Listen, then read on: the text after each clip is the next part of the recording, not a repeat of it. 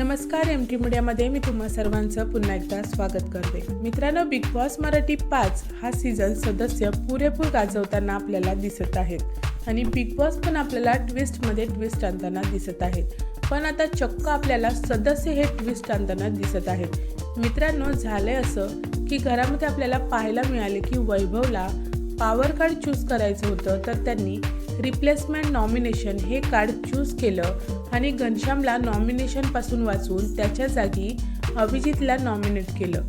त्यानंतर आपल्याला पाहायला मिळालं की त्याची जी मंडळी आहे, त्याचा जो ग्रुप आहे तो त्याच्यावर नाराज झालेला दिसला, त्याच्यावर संतापलेला आपल्याला दिसला। कारण जान्हवीला आणि निकीला असं वाटत होतं की वैभव हा अभिजितच्या जागी आर्याला नॉमिनेट करेल, पण त्याने तसं केलं नाही। त्यामुळे जान्हवी आणि निकी त्याच्यावर भडकलेल्या पाहायला मिळाल्या, संतापलेल्या पाहायला मिळाल्या। जान्हवी आपल्याला बोलतानाही दिसतेय की त्याने जो निर्णय घेतलेला आहे तो पूर्णपणे चुकीचा आहे।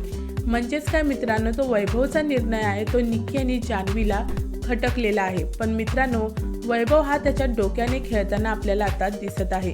कारण त्याच्या मनात आर्यविषयी काही जरी नसलं तरी ते आपल्याला कधीतरी पुढे कामी येईल असं त्याला वाटलं असेल, म्हणून त्यांनी अभिजितचं नाव घेऊन अभिजितला नॉमिनेट केलेलं आहे। मित्रांनो, तसंही निकी आणि जान्हवीला आर्या आहे ती आवडत नाहीये, तिच्याबद्दल त्या दोघींच्या मनामध्ये खूप राग आहे। त्यामुळेच त्या दोघी त्याच्यावर नाराज आणि संतापलेल्या आपल्याला दिसल्या।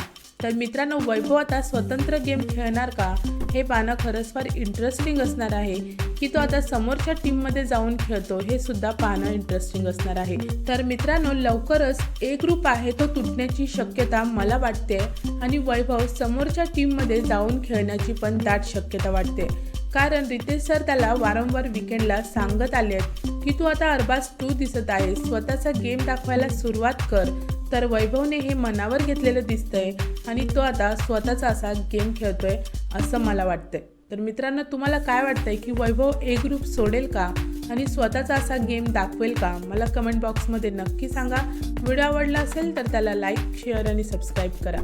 भेटूया परत अशाच एका नवीन व्हिडिओमध्ये। जय हिंद, जय महाराष्ट्र।